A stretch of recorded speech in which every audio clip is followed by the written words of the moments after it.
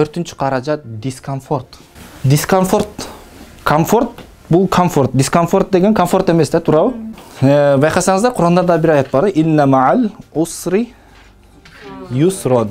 Демек, биринчи эмне кетет дейт? Мисалы үчүн сиз жолдосуз, биякта кетип атасыз. Мына жолуңуздун башы дейли. Жолуңуздун башы. Анан бул этеги. Этеги. Сизде каякта ийгиликтүү болгон жакшыраак сизге? Башындабы же этегиндеби? Демек, аягына барсаңыз ийгиликтүү болсо жакшы да, же башында ийгиликтүү болуп алып, бул жакта жыргап, анан аягына келсеңиз, бүт хаос болсо да. Баштан аягына чейин жыргап болсо жакшы. Алды эле туура. Мындайда, бирок бир нерсе бар. Артамдан кайталасаңыздар деле болот. Кайталайбыз. Бактысыздык болбосо, бактылуулукту билмек эмеспиз. Кыйынчылык болбосо, жыргалды билмек эмеспиз. Түн болбосо, күндүздү билмек эмеспиз. Түшүнүңүздөрбү? Эгерде жалаң эле жыргалда жүргөн болсоң, кыйынчылыкты көрбөсөң, сен жыргалдын жыргал экенин билбейсиң. Жалаң эле күндүз болсо, түндү каяктан билесиң, туурабы? Эмже болсом тескерисинче, жалаң эле мисалы үчүн биринчи бактысыз болуп көрбөсөңүз, анан кийин бактылуу болсоңуз, бактылуулуктун эмесин каяктан билесиз? Бактылуулуктун бактылуулук экенин каяктан билесиз? Туурабы? Демек, акты ак экенин качан байкайбыз? Каран жанында байкайбыз да. Туурабы? Ушундай нерсе да. Бул мыйзам. Демек, биринчи бул экөө мындай да, жыргализм менен кыйнализм, жыргализм менен кыйнализм экөө бир монетка сыяктуу да. Экөө мындай да, мындай карасаң жыргал, мындай карасаң кыйнализм да. Демек, башында кыйналып аткан болсоңуз, аягында ийгилик бар. Бул мыйзам ушундай. Эмже болсом, комфорт деген, комфортто адам жүргөндө, комфорттон адам өзү коркуш керек. Сиз кетип аткан жол аябай жеңил болсо, жана аябай эле бат эле кетип аткан болсоңуз, негизи адам ылдыйга түшкөндө эмне болот? Жеңил кетет, туурабы? Ылдыйга түшкөндө монтип эле чуркап эле кетесиң, өзүңө чуркабасаң деле чуркап кетесиң да. Ылдыйга эмне кетет адам?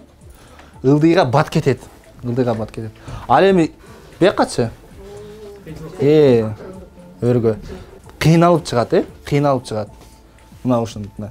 Эми мисалы үчүн бирөө комфорт менен дискомфортту кантип аныктайбыз? Эми бул жакта бирөө айылда эле да. Айыл болчу.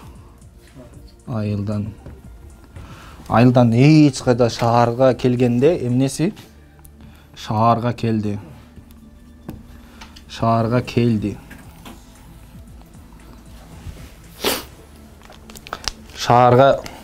келгенде бул жакка тааныштар жок, жатак жай жок, акча жок. Шаар ар дайым не кылат? Сени артыңдан кубалап турат да, иштебесең бомуш болуп кетесиң да, акчаң жок болсо, туурабы? Айыл эмне? Комфорт да. Акчаң жок болсо дагы жүрө бересиң тияктачы. Тиги эски кийимдерди кийип алсаң деле, аякта айылда сени эч ким байкабайт да, туурабы? Бүт бардыгы эле ошентип эме жүрө бересиң. Шаарга келгенде эмне болот? Шаарга келгенде дискомфортко чыгат. Эми каякта өнүгүү бар? Шаарда өнүгүү бар. Дискомфортто өнүгүү бар. Анткени бул жакта кыйналып атат. Кыйналган болсоңуз, демек сизде эмне болот? Ийгилик бар. Эми ушул жер дагы эмнеге айланат бир аздан кийин? Комфортко айланып калат. Тааныштарды табат дагы, жумуш жайын табат дагы, анан комфортко айланат. Ошон үчүн мына айылда бүт бардыгыбыз айылда чоңойгонбуз. Айылга барсаңыздар, зоодон агып аткан болсо сууда, шаркыратма болгон болсо, таштан ташка чаап, ошонун астынан барып суусун ичсеңиздер кандай болот? Муздак таза, анан ичкин келет да, аябай даамдуу, анан жакшы болот да. Эми арыктын суусун ичип көрүңүздөр, мындай тынч эле аккан арыктын суусун ичсең, ичкин деле келбейт да, анычы мындайчы, анын деле даамы бир аз башкачараак эгер байкасаңыздар да. Демек ал эмне болуп атат? Ал суу таштан ташка чабылып, эмне болуп атат? Бышып атат да, бышып атат. Демек бул дагы, демек эгерде өзүңдү өнүктүрөм десең, дискомфорттон дискомфортко секире да. Güzel. Кеде биздин жада калса маршруткада жүрүү дагы бизге комфорт болуп калат. Комфортко айланып калат. Мисалы үчүн, бир маршрутка менен эле каттай бересиз да. Мен мурда 163 менен катташым да бул жакачы. Анан ушул мээңе дагы сиңип калат. Мисалы үчүн өзүм аялдамамда, өзүн аялдамамдан могу жакта түшсөм, мен жактан жалаң 163 келет да площадкачы. Анан мен башка жактан барып калдым да, бул жактан чыгып могу жерде турам да. Бул жактан площадка башка маршруткалар деле кетип атат.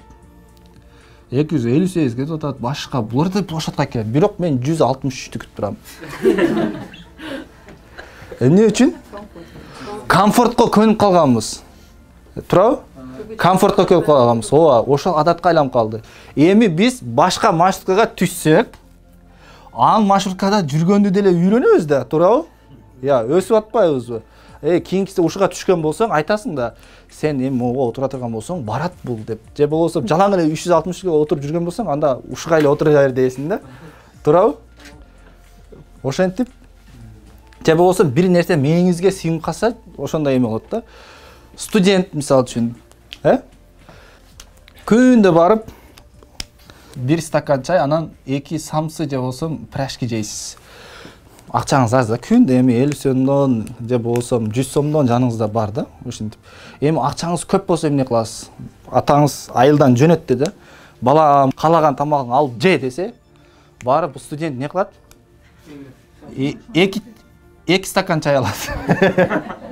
Дагы ана канча пирожки алат? Анан 5 же 6 алат да. Эмне үчүн? Ошого көнүп калган да, түшүнүңүздөрбү? Ошо. Башка тамакты жеп көргөндөн да коркот да. Же болсо күндө эле макарон жейт да. Демек, эмне экен, биз качан комфорттон каяка көчсөк, дискомфортто көчсөк, ошондо эмне болот да, өнүгөбүз.